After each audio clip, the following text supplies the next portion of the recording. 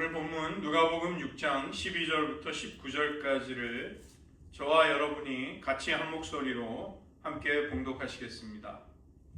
이때 예수께서 기도하시러 산으로 가사 밤이 새도록 하나님께 기도하시고 밝음에 그 제자들을 부르사 그 중에서 12를 택하여 사도라 칭하셨으니 곧 베드로라고도 이름을 주신 시몬과 그의 동생 안드레와 야고보와 요한과 빌립과 바돌로메와 마테와 도마와 알페오의 아들 야고보와 셀롯이라는 시몬과 야고보의 아들 유다와 예수를 파는 자가 될 가룟 유다라. 예수께서 그들과 함께 내려오사 평지에 서시니 그 제자의 많은 무리와 예수의 말씀도 듣고 병고침을 받으려고 유대 사방과 예루살렘과 두로와 시돈의 해안으로부터 온 많은 백성도 있더라. 더러운 귀신에게 고난받는 자들도 고침을 받은지라. 온 무리가 예수를 만지려고 힘쓰니 이는 능력이 예수께로부터 나와서 모든 사람을 낫게 함이로라. 아멘. 기도하시겠습니다.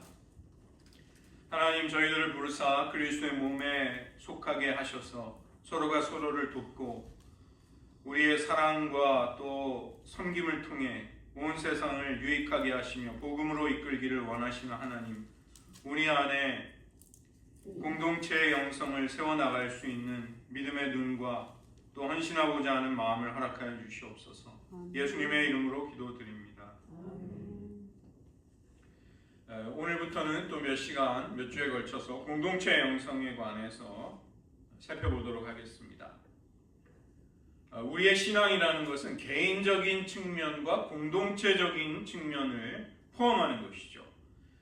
사역 역시 우리가 하나님을 위해 어떤 봉사를 하든 무슨 일을 하든 그것은 개인의 경건 그리고 공동체의 유익 양쪽을 향해 양방향을 향해 모두 흘러가야 하는 것입니다. 하나님이 우리를 하나님의 형상으로 지으셨다고 할 때 우리의 그 진짜 참모습이 어디에서 가장 잘 표현이 되고 반영이 될 수 있는가, 실현이 될 수 있는가, 그것은 공동체라는 맥락 속에서 그럴 수 있다는 것입니다. 인간이라는 한자어를 한번 떠올려 보십시오. 사람 인자에 사이 간자를 씁니다. 왜 굳이 사이라는 말을 썼을까요? 인간의 본질, 인간이 이루는 사회생활과 인생의 본질이 관계 속에 있다는 것을 그 한자어가 중국 사람들의 사고와 철학은 그걸 반영하는 것이죠. 공동체적인 영성은 우리가 강건해지고 성숙해 가는데 반드시 필요한 것입니다. 그런데 우리가 막상 또 현실을 보자면 건강하고 좋은 공동체를 발견하기가 힘이 듭니다. 참 어렵습니다. 그런 공동체를 세워나가는 일도 쉽지 않다는 것을 경험하는 것이죠. 오늘날 세상 가운데 이 공동체의 의미와 좋은 정신들이 많이 쇠퇴해 가고 있습니다. 그리고 그로 인해 여러 가지 도전, 문제가 찾아오는 것이죠. 사람들은 익명성, 자기를 드러내지 않는 그런 삶을 원합니다. 저희 교회에도 이제 새로운 분이 오셔서 잘 정착을 못하는 것은 우리가 조금 어느 정도 수가 되면 좀 자기를 이렇게 그 무리 속에 숨길 수 있는 여유가 있어야 되는데 그게 없을 때는 이제 힘들어하는 것이죠. 사람들은 또 자기 결정권, 자립, 통제, 사유화, 자기를 실현하는 것, 이런 것이 시대 정신입니다. 책임을 회피하고 피상적인 인간관계를 맺으려 하고 자기 소외, 자기 자신이 자기로부터 소외되고 멀어지고 자기와 친밀하지 못한 이런 어려운 내면의 문제를 많은 사람들이 가지고 있는 것이죠. 사람들은 말할 수 없이 바쁘고 또 더할 수 없이 외로워 보이는 것입니다. 일본에서 유행하다가 한국에 들어온 게 혼밥 문화라는 게 있습니다. 혼자서 밥 먹는 것입니다. 외로운 것이죠. 제가 이제 재미있는 것은 서구에도 무슨 비슷한 게 있나 찾아보니까 여러분 뭐가 있을 것 같으세요? 볼링 alone. 볼링장에 가서 혼자 볼링을 치는 거. 그거를 이제 혼밥 문화와 비슷하게 비유를 하더라고요. 볼링장에 가서 내가 스트라이크를 치면 기뻐해 줄 누가 있어야 되잖아요. 근데 혼자 볼링을 치고 그 점수를, 스코어를 상대가 있어야 내가 이렇게 경쟁하고 분발하는 마음이 생기는데 혼자 친다고 생각해 보십시오. 기술과 이동성, 대중매체, 수많은 오락거리, 여행과 정보의 홍수, 이러한 것들이 사회적인 안정을 주기보다 우리 안에 불안을 심화시키고 긴장의 무게가 더해지는 것입니다. 시간을 절약하는 수많은 발명품들이 우리의 주변에 널려 있는데 왠지 우리는 더 쫓기듯이 스트레스로 가득 차는 것이죠.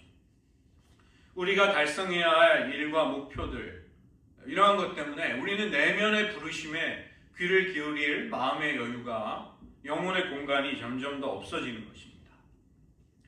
제도와 전통, 권위에 대한 불신, 이것이 오늘날의 분위기와 맞물려 있는 것이죠. 우리가 사실은 과거로 돌아갈 수는 없습니다.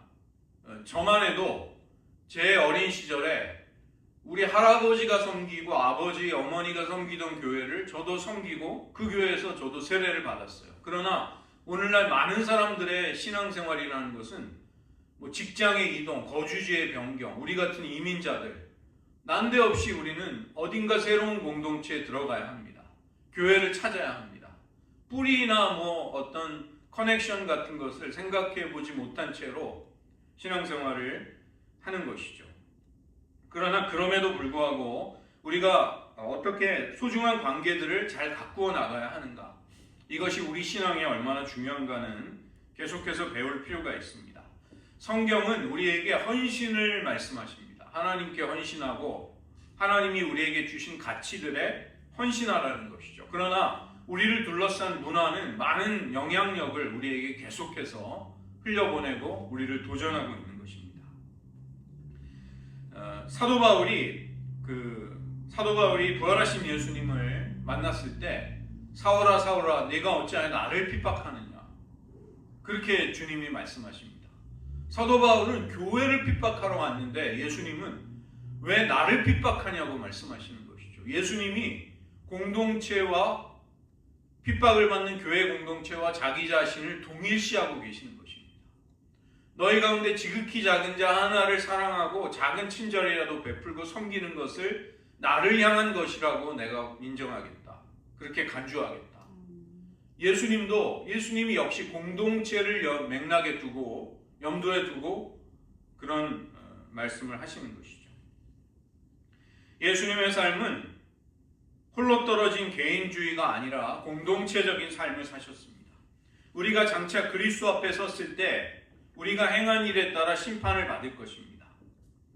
우리는 그것을 준비해야 되는 것이죠. 주님과 함께, 이웃과 함께 영원한 삶을 어떻게 살아갈 것인가, 이런 준비가 필요합니다. 복음주의자들은 기독교 영성의 스펙트럼 중에서 개인주의적인 측면을 강조하는 경향이 있습니다. 하나님 앞에 의롭게 되는 것, 종말에 가서 하나님 앞에 서게 되는 소망의 문제, 이런 것을 진지하게 다루죠. 반면에 신학적으로 자유주의자들은 공동체를 강조하는 특성이 있습니다. 그 때문에 사회 정의에 대한 관심이 많고, 그 다음에 신앙을 내가 처한 현재 환경, 세상의 정황 속에서 어떻게 적용하느냐, 이런 데 관심이 많은 것입니다. 신학적인 우파는 복음이 사유화되고 사회와 무관하다는 식으로 신앙생활을 할 위험이 있습니다. 반면에 좌파는 복음이 사회 윤리로 축소돼 버리고 일체주의, 다원주의 같은 것에 빠질 위험성이 있는 것이죠. 그러나 성경은 개인의 신앙과 공동체적인 신앙의 균형을 이루라, 이렇게 말씀하십니다. 하나님 나라가 우리에게 죄의 용서 그리고 천국의 소망을 선포하는 것이죠. 즉 우리는 지금부터 일상 속에서 주님과 동행하면서 그로 인해 살아가게 되는 새로운 삶으로 부르심을 받게 됩니다. 그래서 영적인 삶이라는 것은 개인적이면서도 사회적인 것입니다. 하나님을 초월적으로 의지하지만 하나님은 이 세상 속에서 그 믿음을 발휘하라고, 그 사랑을 실천하라고 우리에게 말씀하시는 것이죠. 예수님께 우리가 헌신한다는 것은 곧 이웃을 향한 봉사로 자연스럽게 그 때문에 이어지게 되는 것입니다. 성경은 공동체에 대한 많은 근거를 우리에게 제시하고 있습니다. 하나님이 통치하고 계시는 이 우주, 동시에 거기에는 그 하나님의 구원의 역사와 관련된 우리의 이야기, 나의 이야기가 펼쳐지는 것이죠. 구원은 끝이 아니라 그러한 새로운 삶이 시작이 된다는 선포입니다. 하나님과 그리고 우리 자신과 이웃과 피조 세계와 어긋나버린, 불화하게 되고 소외되어버린 그 관계를 회복해가는 이야기인 것이죠. 우리는 하나님의 부름을 받아서 그분을 아버지라고, 주님이라고, 보혜사 성령님이라고 부를 수 있게 됩니다. 부름을 받고 우리가 하나님을 또 부를 수 있게 되는 것. 이것은 관계의 신비 속으로 우리가 초청을 받은 것입니다. 삼위일체 하나님을 성경은 다양하게 호칭, 여러 가지 이름을 붙이는데 사랑하는 자, 사랑을 받는 자, 그리고 사랑 그 자체, 아가페, 하나님은 사랑이시라. 이런 관계 속에서 그분은 존재하시는 것이죠. 삼위일체의 신비, 하나이면서 동시에 세 분이시고 다양성 속에 일치가 이루어지고 하나 가운데 세 위격이 계신 분, 그것이 그런 하나님을 성경은 말씀하는 것입니다.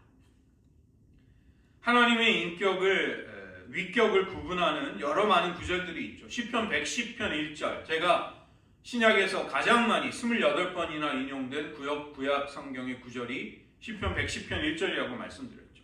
주께서 내 주에게 말씀하시기를, 즉 아도나이, 야훼가 나의 주님, 나의 아도나이에게 말씀하시는 장면이 나옵니다.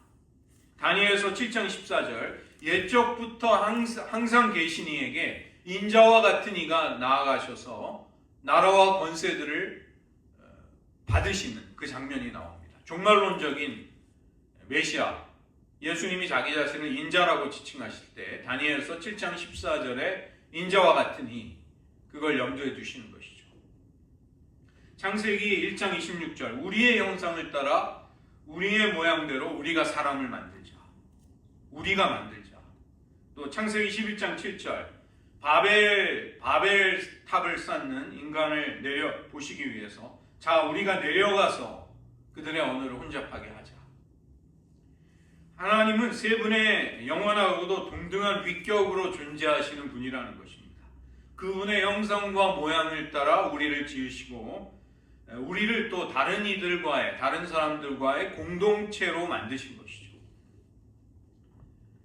이 예수님의 보혈로 우리가 새 언약에 들어가게 되는데 그리스도의 피로 언약이 세워진다는 것은 우리와 하나님 사이의 관계성, 이것을, 이 맥락을 빼고는 절대로 이해할 수 없는 것입니다. 하나님은 우리에게 어떠한 분이 되시는가? 우리는 그분에게 또 어떠한 백성이 되는가? 하나님을 사랑하는 가장 분명한 표현은 이웃을 향한 사랑이 되는 것이죠. 너희가 나를 사랑한다면 내가 사랑하는 이들을 너희가 그 사랑에 따라 대하게 될 것이다. 그 사랑에 따라 응답하게 될 것이다. 인간의 타락의 가장 비참한 결과는 모든 영역에서 소외, 영어로는 alienation, alien이 이제 외계인이라고 많이 알려졌는데 소외되는 거죠. 소외, 또 동떨어진 존재가 되는 것. 하나님과 우리 사이의 소외, 이웃과 우리 사이, 타자, 다른 사람들과 우리 사이의 소외, 나 자신과 내가 또 소외가 일어납니다. 모든 피조 세계와 자연계와 내가 소외가 일어나는 것이죠. 사중적인 소외, 네 가지의 소외, 이것이 인간이 처하고 있는 비극적인 현실입니다. 그런데 구원이 임하게 되면 이런 모든 소외가 벌어진 그 영역마다 회복이 찾아오는 것입니다. 이미 그 하나님의 나라가 시작이 되고 아직 완성은 되지 않지만 이미와 아직이라는 이 긴장 속에서 우리는 부름을 받은 것이죠. 제2차 세계대전이 항복을 받은 날짜는 V-Day입니다. V-Day, 승전 날짜. 그렇지만 결정적인 노르망디 해안의 상륙작전이 개시된 날, D-Day라고 부르죠. 그걸 Decision Day. 그래서 Decision Day와 Victory Day, 예수님의 초림과 재림 사이에서 그리스도인은 사는 것입니다. 그 때문에 우리는 거듭났다고 할 때 더 이상 생물학적인 생명만을 가지고 있는 자연적인 존재가 아니라 믿음의 공동체 안에 한 지체로서 그리스도의 몸으로 영적인 새로운 존재로 또한 부름을 받고 탄생을 하는 것이죠. 그래서 영성은 기독교 신앙이라는 것은 홀로 자라는 것이 아니라 공동체적인 훈련의 과정, 그 가운데서 제자도를 우리는 배워가는 것입니다. 그래서 개인주의나 제도주의 같은 어느 지나친 극단에 빠지게 되는 것은 불행한 일인데, 우리의 본성은 사실은 그런 극단적인데 쉽게 쏠리는 경향이 있습니다. 개인주의적인 극단에 빠지면 공동체를 소홀하게 여기고 그리스도의 몸이 가지는 가치를 굉장히 자꾸만 잃어버리게 되는 것이죠. 반면에 제도주의에 빠지게 되면 집단주의, 여기서는 편리함이 있습니다. 왜냐하면 조직이 다 모든 것을 결정해 주니까. 그러나 진정한 나 자신, 나의 개성, 나의 독특성을 잃어버리는 또 그런 부작용이 생기는 것이죠. 이런 두 가지 극단을 피하는 길은 개인과 공동체 사이에 신앙의 긴장이 있다는 것을 포용하는 것입니다. 다 받아들이는 것입니다. 어느 하나로는 불완전하다는 것을 이해하고 양쪽을 다 힘쓰는 것이죠. 보네퍼 목사님, 제가 몇 번 소개해드렸는데 나를 따르라, 그 책을 인용해드린 적도 있는데, 오늘은 이분이 쓴 3가지 3대 중요한 저서가 있는데, 나를 따르라, 그리고 신자의 공동생활, 그리고 옥중서신, 이 3가지 책입니다. 두 번째 책, 신자의 공동생활이라는 책에서 이분이 쓴 이야기를 제가 일부분 인용해드리겠습니다. 홀로 있을 수 없는 사람에게는 공동체에 대한 주의를 시켜야 한다. 그는 반드시 자신과 공동체에게 상처를 줄 것이다. 하나님이 당신을 부르셨을 때 당신은 그분 앞에 홀로 서 있고 부르심에 홀로 응답해야 했으며 홀로 고민하고 기도해야 했고 당신은 홀로 죽을 것이며 하나님 앞에 변론할 것이다. 당신은 그런 자기 자신으로부터 도망칠 수 없다. 하나님이 그렇게 부르셨기 때문이다. 당신이 홀로이기를 거부하는 것은 그리스도의 부르심을 거부하는 것이다. 그리고 홀로 있지 못하는 사람은 부르심을 받은 사람들의 공동체의 한 부분이 될 수 없다. 반면에 공동체에 속하지 않은 사람들에게는 홀로 되는 것에 대한 주의를 주어야 한다. 공동체의 부름을 받았을 때 그것은 당신 혼자만을 의미하는 것이 아니다. 공동체에서 당신의 십자가를 지라고 부름받았을 때 고민하고 기도하는 것은 혼자가 아니라는 것이다. 비단 죽음에서뿐만이 아니라 마지막 날 우리는 그리스도의 거대한 회중 가운데 한 사람이 될 것이다. 만약에 당신이 형제들과의 교제를 혐오한다면 예수님의 부르심을 거역하는 셈이고 당신의 홀로됨은 당신을 해치게 될 것이다. 그분이 한 말입니다. 우리가 다양한 가운데서도 일치가 이루어지고 우리의 하나님과의 개인적인 동행이 다른 이들과의 연합 속에서 풍성해질 수 있다는 것. 그러한 삶은 삼위일체를 반영하는 삶이 되는 것이죠.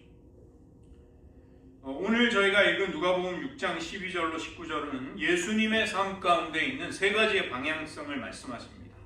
예수님은 하나님과 함께 보내는데 밤 시간을 기도하시면서 보내십니다.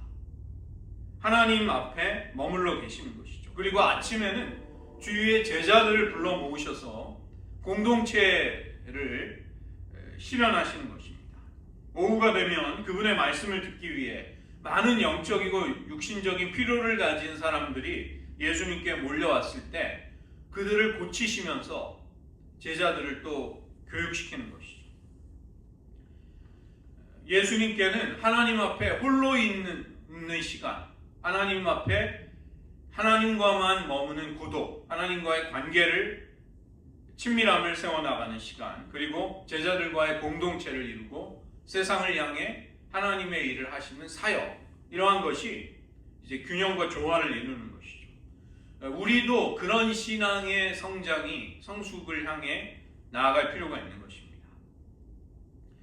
공동체가 왜 중요한가 하면 하나님과의 친밀함을 우리는 홀로 하나님과 보내는 시간 속에, 고독 속에 솔리튜드, 고독 속에서 키워나가고, 또 우리는 동료 신자들과 믿지 아니하는 사람들을 섬기기 위해서 여러 가지 일을 하는데, 공동체가 바로 그것을 연결하는 연결고리가 되는 것이죠. 사다리가 되는 것입니다.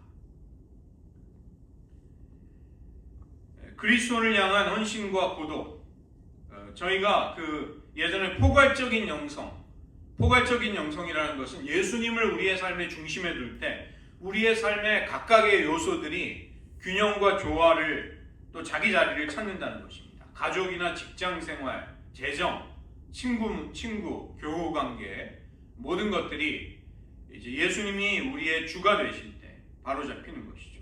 교환된 삶의 영성, 우리가 하나님께 사랑을 받는 자고 하나님의 아들의 삶에 그 관계 속에 동참하는 자라는 정체성, 그것이 우리의 삶에 소중함을 가져다 주는 것이죠. 경건의 영성, 하나님과의 내적인 친밀함이 우리의 모든 섬김과 행동 속에 힘을 준다는 것입니다. 그래서 훈련의 영성 역시 이 주님과의 친밀함을 잘 개발하는 데 집중이 되어 있는 것이죠. 그리고 과정 영성, 우리의 존재가 우리의 행동을 낳을 수 있도록 하라. 그리고 우리의 모든 과정이 거기에서 의미를 가진다는 것입니다. 관계성의 영성은 우리가 하나님을 사랑하는 것이야말로 나를 사랑하고 다른 이들을 섬기면서 긍휼히 여길 수 있는 열쇠가 거기에 있다는 것이죠. 그 다음에 저희들 성령 충만과 전투의 영성, 하나님이 성령께서 우리가 세상과 죄악된 육신의 죄성 그리고 악의 세력에 대해서 세상에 대해 싸움을 벌일 때 하나님이 힘을 주신다는 것입니다. 그리고 양육의 영성이라는 것은 우리가 그리스도를 모신 우리의 내면이 그것이 외부를 향해서는 전도로, 섬김과 선교로, 봉사로, 그리고 교육으로 이제 펼쳐진다는 것이죠. 이러한 영성의 여러 가지 측면들은 예수님을 우리의 삶의 중심에 두고 예수님과 동행할 수 있는가가 핵심인 것입니다. 그분을 더욱 깊이 알아가고 하나님께 속한 것을 우리가 얻기 위해, 우리의 것으로 만들기 위해 십자가를 지고 하나님을 귀중히 여기는 법을 배워가는 것이죠. 우리가 하나님과의 친밀함을 세워나갈 때 우리가 공동체를 또 세워나갈 수 있는 힘이 우리 안에 생기게 되는 것입니다. 우리 그리스도인들이 이루는 공동체가 무엇일까요? 그냥 외롭고 소외된 사람들이 그냥 집단적으로 모여있는 것이 아니라는 것입니다. 주님 안에 사랑을 받고 용납을 받은 그 기쁨을 가진 사람들이 서로 간에 서로를 돕고 또 상호작용하면서 새로운 생명의 길로 나아가게 되는 것입니다. 하나님은 우리가 홀로 세상에 흩어져 있기를 원하시지 않고 또 세상의 모든 것과 단절되어서 살아가기도 원하지 않으십니다. 예수님을 몸의 머리로 그리스도를 교회라는 몸의 머리로 모시고서 다른 이들의 유익을 구하는 그런 공동체로 살아있는 유기체로 살아가기를 원하시는 것이죠. 그래서 이것은 우리의 선택사항이 아니라는 것입니다. 우리가 공동체를 이루고 살아간다는 것은 그 여러 가지 결점이나 어려움보다 유익함이 훨씬 큰 것입니다.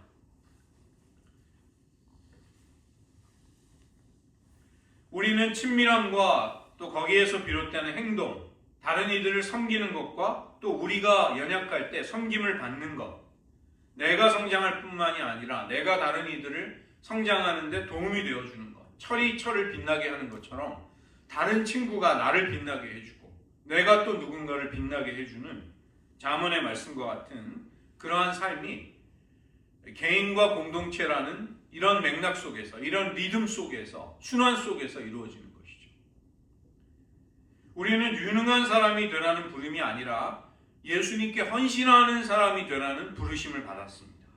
그래서 우리가 주님 앞에 홀로 있는 것, 그분과의 친밀함을 세워나가는 것은 우리가 또 서로를 섬기고 성도와 연합하는 가운데 더 풍성해질 수 있는 것이죠.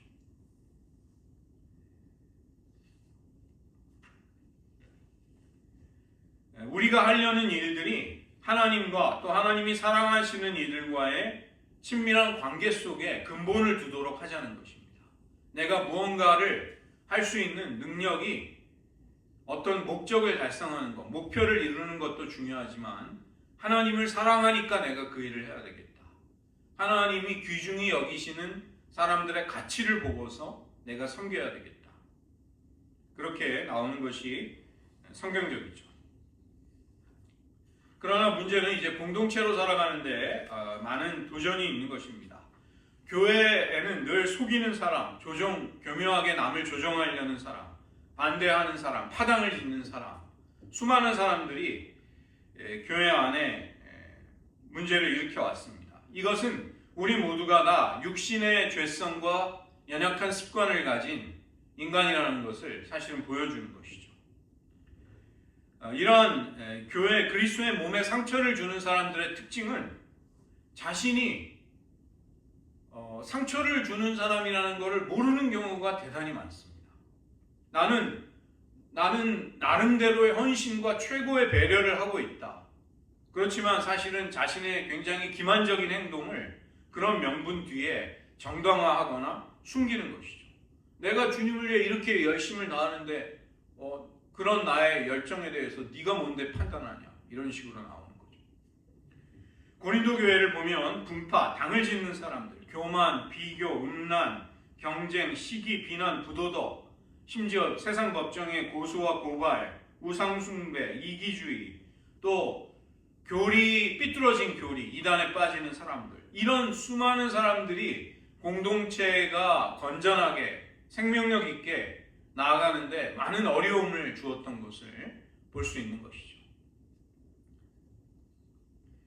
계산하고 조정하고 비교하고 경쟁한다면 그것은 주님의 유익을 구한다기보다 사실은 인간이 자기의 이익을 정당화하기 위해서 그렇게 하는 경우가 많습니다. 사도 바울은 빌립보 교회를 향해서 아무 일에든지 다툼이나 허영으로 하지 말고 오직 겸손한 마음으로 각각 자기보다 남을 낮게 여기고 각각 자기의 일을 돌아볼 뿐더러 또한 다른 사람의 일을 돌아보아 나의 기쁨을 충만하게 해라.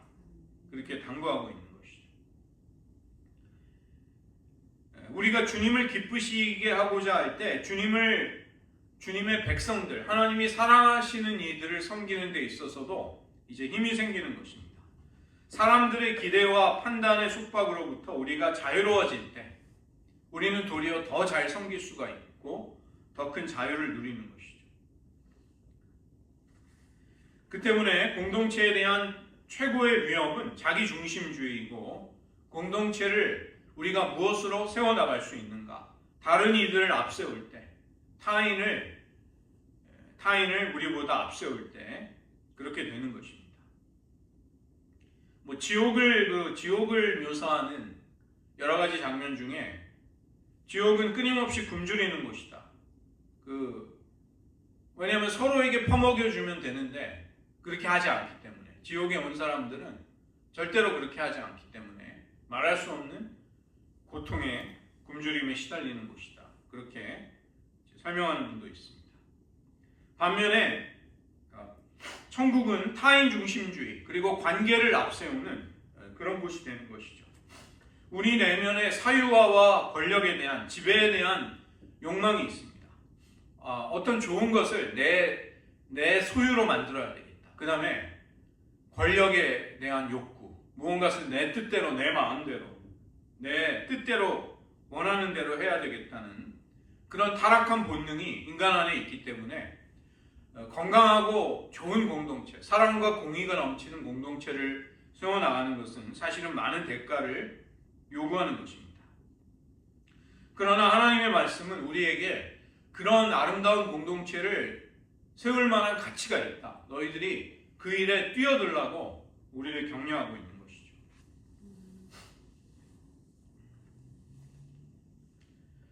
우리와 하나님과의 관계는 우리가 사람들과 어떤 관계를 맺는가, 이런 데서 많이 표현이 될 수밖에 없습니다.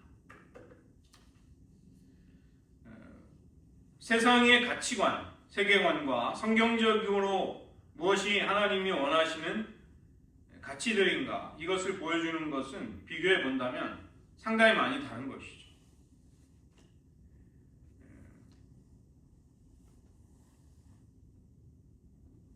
삶의 목적을 세상은 자기 만족에 둡니다. 그러나 하나님의 백성들은 내가 나를 초월해서 하나님과 이웃을 사랑하는 데 두는 것이죠. 그래서 그런 많은 차이가 있고, 그 다음에 사람이 그 육신의 힘을 따르거나 아니면 성령의 소원을 추구하면서 살아갈 수가 있는 것입니다. 이런 삶에 상반된 욕구들, 동기들이 얼마나 다른가. 제가 몇 가지 도표들을 지금 여기도 보여드릴 수는 있는데 글씨가 작아서 제가 좀 한번 눈여겨보시라고 말씀드렸습니다. 우리가 육신의 소욕을 쫓아갈 때는 그런 사람들은 자기 삶의 원칙이 나에게 도움이 되면 하지만 그렇지 않는 것은 빠진다. 이런 것을, 그런 가치관을 가집니다. 왜냐하면 내가 제일 소중하니까 손해나는 것은 당연히 안 하는 것이죠. 그렇지만 이런 사람들은 자기 자신과 단절됩니다. 왜냐하면 자신의 간절한 소원이 다 실현이 되냐면 그렇지 못해요. 그러면 자기의 갈망과 소원이 단절된 데서 그런 사람들은 막다른 골목에 딱 맞닥뜨리게 됩니다. 왜냐하면 하나님을 통해, 하나님의 선하신 뜻을 통해 자신의 인생의 한계를 초월해 나가고 승화시켜 나갈 그 구조가 삶의 구조 속에 없는 것입니다. 그러니까 이런 사람들은 내가 해야 한다는 강박에 시달리는 것이죠. 이거는 내가 내 삶을 스스로 잘 책임진다는 좋은 의미의 독립심이라기보다 하나님이 없기 때문에 내가 모든 것을 해결하지 않으면 안 되는 절박감, 그것을 가지고 살아갈 수밖에 없는 것입니다. 그러나 하나님을 의지하는 삶에는 전혀 새로운 삶의 동기가 찾아오는 것이죠. 그리스도 안에서 만족을 경험하게 됩니다. 하나님의 은혜가 충족하다. 하나님으로 인해 나는 기뻐할 수 있다. 그러면 비로소 양보할 수 있는 여유가 생기는 것입니다. 양보는 사람이 좋아서 할 수 있는 게 아니에요. 절대로 자기의 여유가 없는 사람은 양보할 수가 없습니다.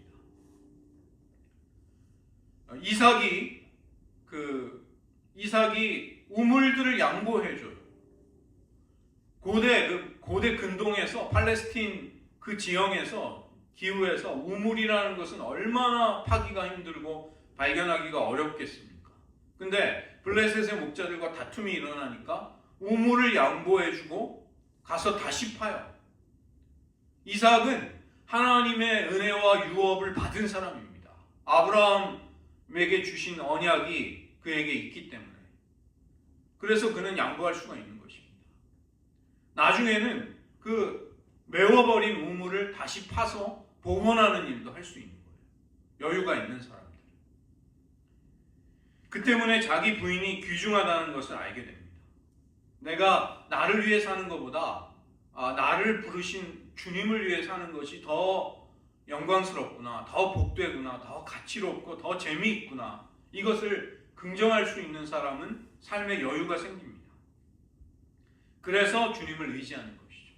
나약하게 자기 책임을 회피하기 위해서 주님을 의지하는 게 아니라 주님을 의지하지 않으면 인생은 안 되는구나. 이걸 인생의 참된 실상을 깨닫기 때문에 나는 모든 것에 주님을 의지해야지. 이런 태도로 이제 살아갈 수 있게 되는 것이죠.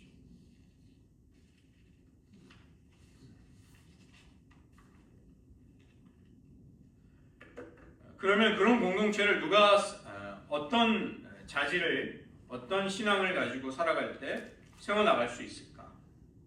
토마스 머튼이 한 이야기가 있습니다. 우리는 우리 자신과 화평하지 않기 때문에 다른 사람들과의 사이에도 화평이 없습니다. 우리 자신과 화평하지 않기 때문에 하나님과도 화평하지 못합니다. 로마서 5장 1절은 우리가 믿음으로 의롭다 하심을 얻었은즉 우리 주 예수 그리스도로 말미암아 하나님으로 더불어 화평을 누리자, 이렇게 말씀합니다.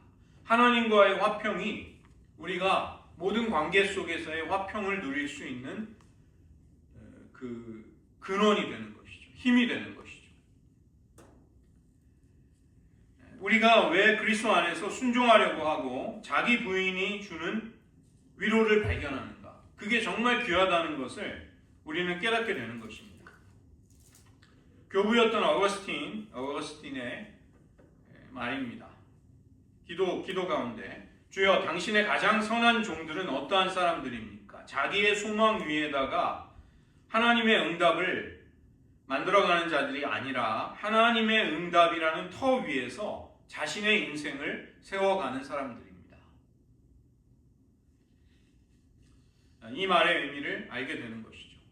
우리는 점차 자기중심성에서 그것을 조금씩 극복을 하고 하나님 중심 그리고 다른 이들을 앞세우는 그런 삶으로 변해갈 수 있는 것입니다. 뭐 단번에 성숙해질 수는 없을지라도 적어도 무엇이 옳은 방향인가 이것을 아는 사람이 되는 것이죠. 이 교회는 나에게 먹여주는 것이 없다. 나에게 영양가가 없다. 그것은 교회를 떠날 충분한 명분이 되지 못합니다.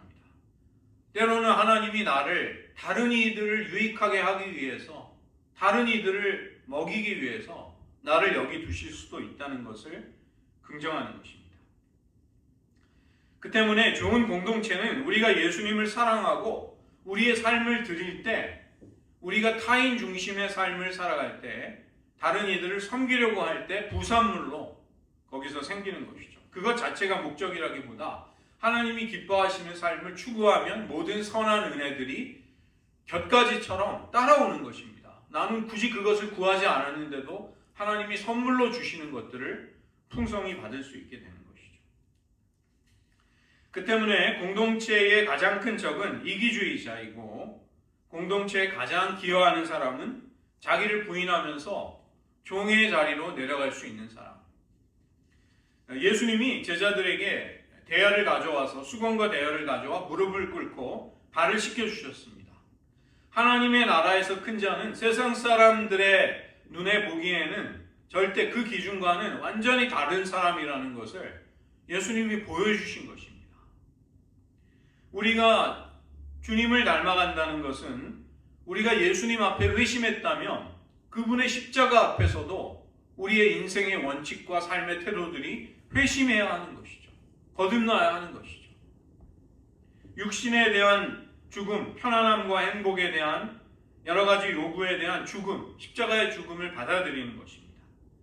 내가 나를 위한 꿈을 꾸고 그것을 실현하는 것만이 그게 행복에 이르는 유일한 길이 아니라는 것을 우리는 알게 되는 것이죠. 그래서 예수님의 제자들이 예수님처럼 그 갈보리의 길을 걸어가는 것, 이것은 하나의 규범이 되는 것입니다. 하나의 부르심이 되는 것입니다.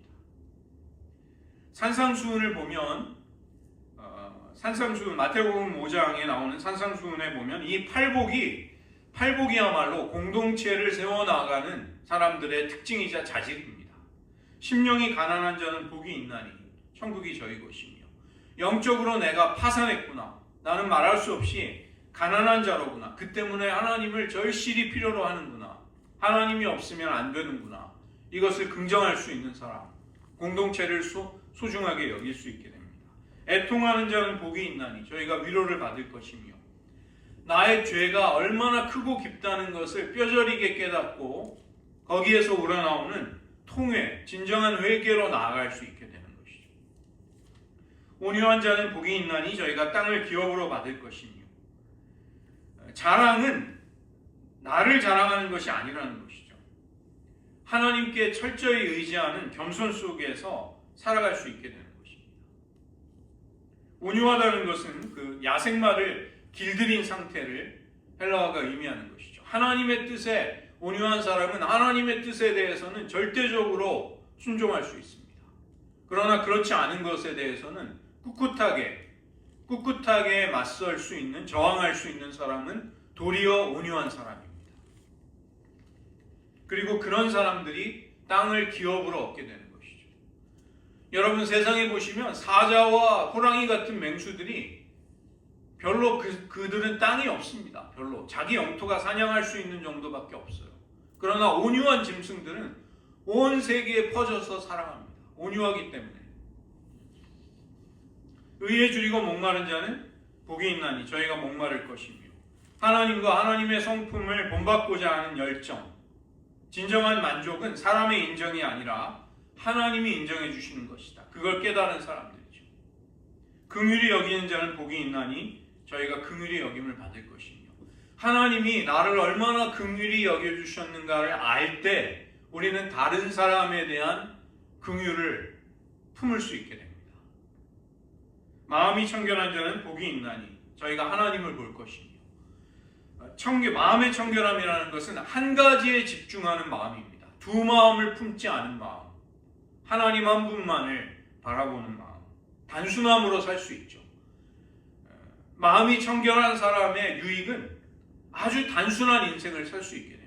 이렇게 온갖 것에 휘둘리고 걱정하고 염려하는 것에서 벗어나서 하나님을 사랑하는 것이 가져오는 충만함, 그 충족함, 만족, 이것을 마음껏 누릴 수 있게 됩니다.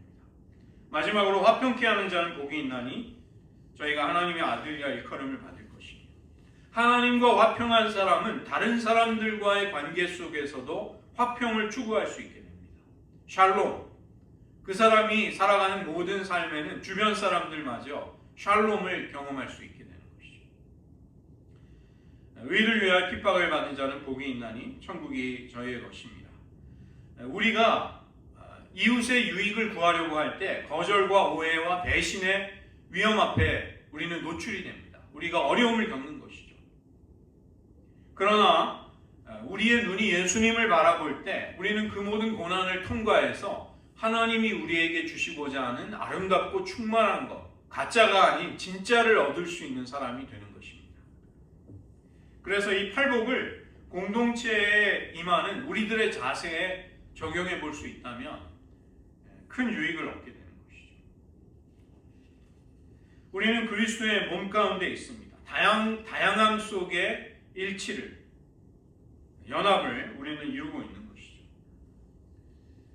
우리의 신앙이 나의 개인이 하나님 앞에 서고자 하는 그런 하나님 앞에서의 머무는 시간, 아울러서 공동체 속에서 서로가 서로를 성장시키고 또 바로잡아주고 격려해주는, 위로해주는 그런 은혜 속에도 나아가시는 삶이 되시기를 축원드립니다. 저희들 잠시 말씀을 위해서, 말씀을 의지하면서 잠시 기도하겠습니다. 우리들의 삶이 이 공동체와 어떠한 관계 속에 있을까요? 우리는 개인의 신앙과 공동체적인 영성이라는 스펙트럼 속에서 어디에쯤 있을까요? 우리에게는 얼마나 균형이 필요할까요? 공동체의 성경적인 기초는 삼위일체 하나님이 서로를 사랑하시고 연합하시는 아가페의 사랑, 코이노니아라는 교제의 신비 속에 있는 것입니다. 여러분, 요즘 홀로 있음, 그리고 공동체, 그리고 거기에서 이어지는 사역, 예수님의 오늘 누가복음 6장 본문 속에 예수님의 삶의 측면들이 우리의 삶에는 어떻게 반영이 되고 이루어져 가고 있는지를 한번 떠올려 보십시오. 어떤 부분이 가장 부족한지를 한번 성찰해 보시기 바랍니다. 우리들 평생 그리스도의 몸이라는 공동체 속에서 여러 가지 도전과 시험과 어려움도 겪었고 또 유익도 얻은 것이 사실입니다. 우리의 영성이 만들어져 가는 것, 주님을 닮아가는 데 있어서 우리는 이기주의와 개인주의를 떨쳐버리기 위해서 무엇을 해야 할까요? 이 시간 기도하시면서 하나님, 개인과 공동체라는 삶의 두 맥락 속에서 주님을 닮아가게 하시고 주님처럼 살아갈 수 있게 하시고, 우리 교회가 또 사실 대한민국이라는 공동체를 한번 떠올려 보십시오. 공동체가 정말 아름다운 공동체가 될 때 모든 백성들이 잘 살 수 있습니다. 그 공동체성이 망가지면 대한민국이 망하는 길로 가는 것입니다. 나라와 민족을 위해서도 한번 공동체라는 관점에서 기도해 주시기를 바랍니다. 함께 기도하시겠습니다.